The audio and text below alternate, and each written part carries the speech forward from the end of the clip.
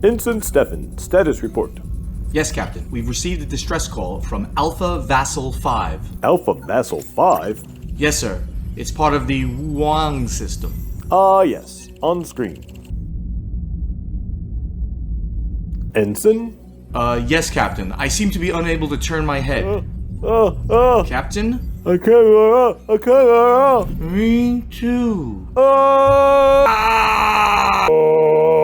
This is so much work.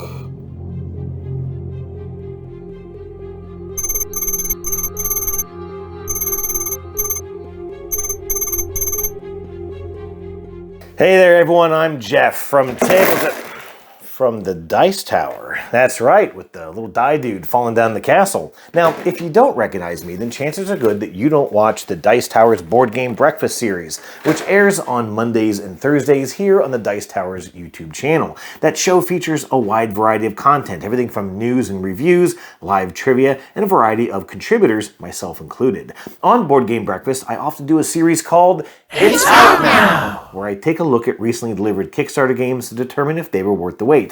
And the game I'm looking at today admittedly came out a little while ago. It took a while for me to get it to the table, even longer for me to get my thoughts on paper, and quite a while to shoot this video. But I'm here today taking a look at Deep Space D-6 Armada by Tony Go and his one-man publisher company, Tau Leader Games. Tony is probably best known for his solo-only survival game Deep Space D6 with its minimalist, arcade-like 16-bit art style.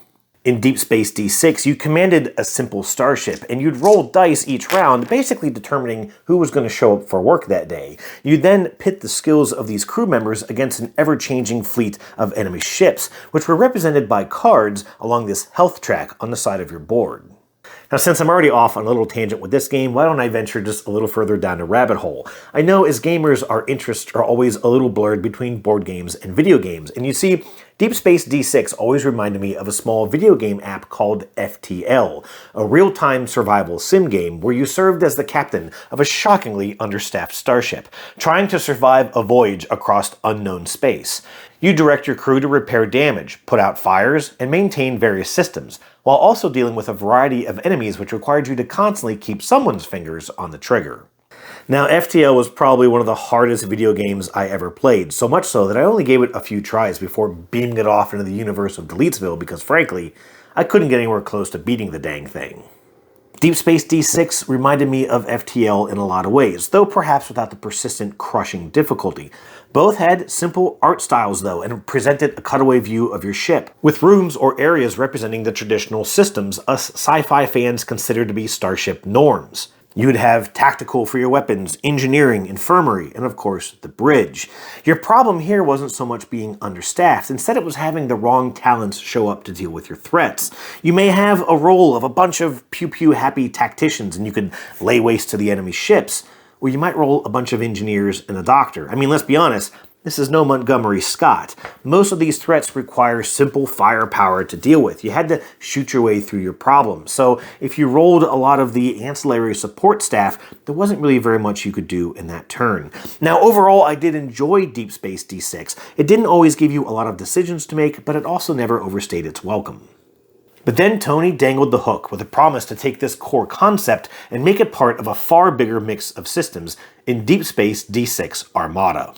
Instead of a solo adventure, Armada introduces cooperative play for up to 4 players. Instead of being confined within the hull of a ship, Armada incorporates a small solar system. And instead of merely surviving a single swarm of enemies, players travel across moons and planets, upgrading their ships, acquiring elite crew members, and defending their home system against the Federation, an imposing hostile threat. And it doesn't stop at just the mechanisms. Everything in Armada has been upgraded from its predecessor.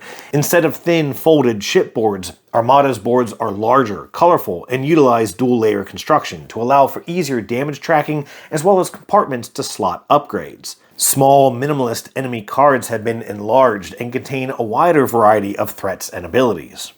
There's also a ton of new content like event tokens and their corresponding cards, a huge stack of ship upgrades, fleet markers, hero crew cards and their corresponding dice, ship status markers, and more.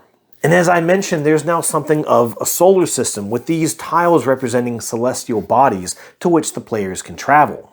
Now, these boards are always placed in the same arrangement on your table, and after all players have taken their turns, a number of cards are drawn from this Threat Detected deck based on the number of players. Now, each one of these cards will instruct that a number of ships or even a new fleet is spawned at one of these locations.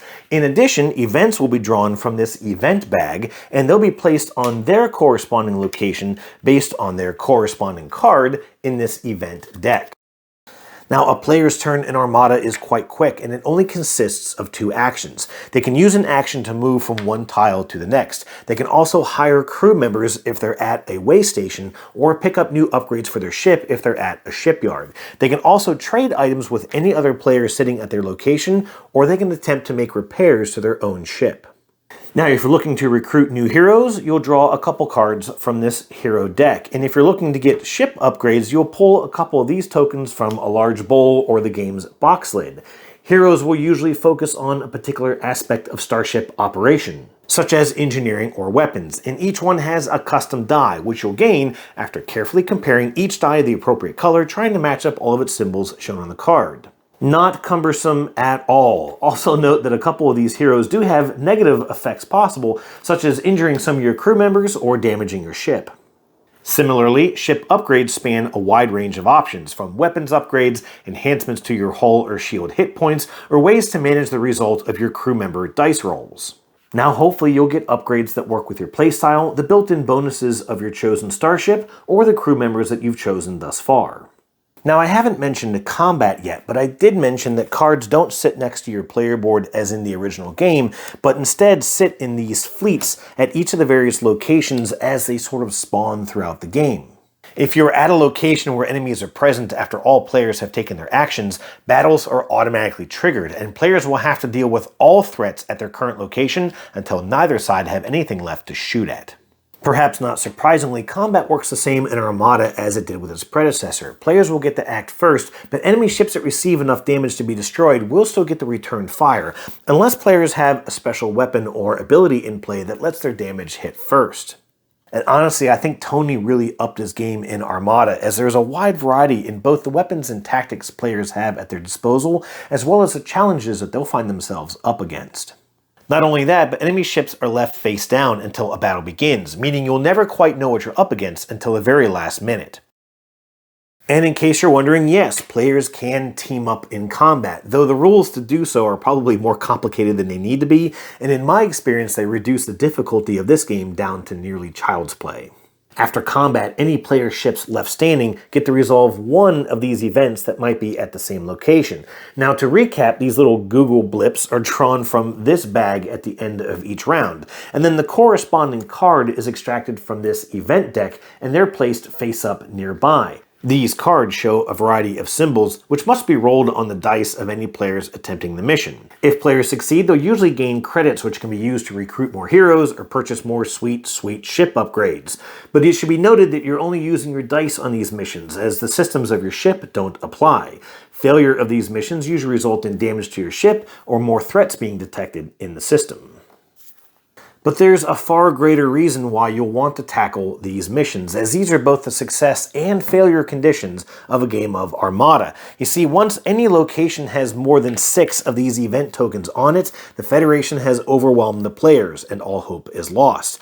However, some, and that's a key word there, some, of these cards reward players with data chips. Now, the rulebook states that play continues until players have collected 4 of these data chips, and once they do, they consult this flowchart in the back of the rulebook. And the first pair of tokens for which players have discovered dictates which final boss spawns in the play area. If they defeat the boss, they win.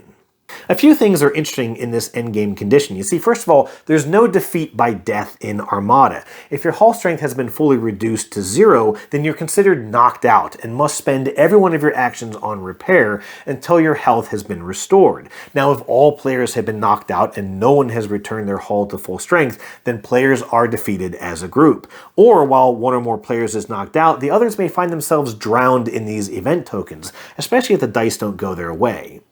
But that's not really the big problem here. There are 52 cards in this event deck, and of those cards, exactly 7 of them provide data chips as a reward. And as a reminder, there is 1 token in this bag for every event in this deck. Now, I don't need to tell you how numbers work, nor do I need to tell you how drawing from a bag works. What I'd love to tell you, if I had any idea how to run the math, is a percentage of likelihood that the 7 tokens you need to advance this game could be the last 7 you draw from this bag, making this one ridiculously long game. See, in my first play of Armada, I teamed up with my wife Ashley and our good friend Brittany, who also backed a copy of this game. We played Armada for 2 hours, and at that point had obtained 1 data chip. Now the girls paused for a restroom break, and while left unsupervised, I literally rummaged the event bag and extracted a token that I knew would lead us to a data chip. We of course revealed it a few minutes later, and just a few minutes after that, we're engaged in the boss battle. Yes, you heard that right. We finished the game after finding just 2 of these data chips, and that's because on the Tau Leader Games website, Tony himself posted some updates to the rules, one of which suggesting that players could move to the endgame after finding just 2 data chips. He also changed some rules with ship repair and some limits on crew sizing, which really kind of begs the question, just how much was this game playtested?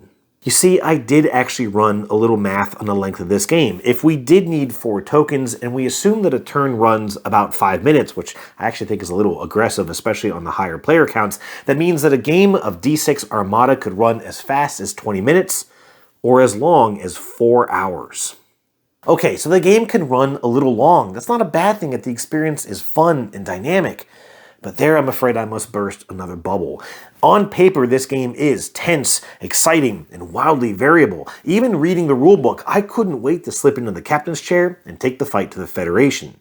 But in reality, the experience is far less thrilling. I mean, maybe you'll pull some giant laser out of this box, strap it to your starship, and blast the Federation back to the Stone Age. Maybe you'll hire some too cool for school hero who can zip you across the system in 12 parsecs flat. Or maybe you'll just reach in this box time and time again, pulling out upgrades that you already have or you can't afford, or that just don't match with what you already have installed on your ship. Maybe that new hero is going to spill his coke all over the console and set the bridge on fire. And regardless of which end of this spectrum you land on with this game, you'll find yourself just moving from tile to tile, sipping at the mechanisms of this game before repeatedly chucking dice at stacks of cards. Even the away missions, which were perhaps an element of the game I was most excited for, aren't half the thrill they promise to be, since you're basically just chucking dice at these cards Yahtzee style, trying to match the meaningless symbols on their fronts, and hoping that you get a medic so you can roll again. It's just really not exciting. And on top of that, because of the fact that you can't use the systems of your ship to help you on these missions, you'll find that these get more and more annoying, since there isn't as much evolution to this particular aspect of the game.